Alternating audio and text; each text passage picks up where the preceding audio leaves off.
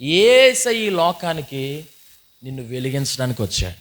యెషయా గ్రంథం 9:2 ఒక వచనం చదివారు కదా, చీకటిలో నడుచు జనులు గొప్ప వెలుగును చూచున్నారు, మరణ ఛాయ గల దేశ నివాసుల మీద వెలుగు ప్రకాశించుచున్నదే.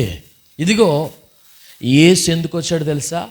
చీకట్లో మగ్గిపోతున్న నీ బ్రతుకుని నా బ్రతుకుని వెలిగించడానికి వచ్చాడు. ఇక్కడతో అయిపోకూడదు. నీలో నుండి నాలో నుండి ఆ వెలుగు ప్రతి కాలేజ్కి వెళ్ళాలి, ప్రతి స్కూల్కి వెళ్ళాలి. ఆమెను అనగలరా?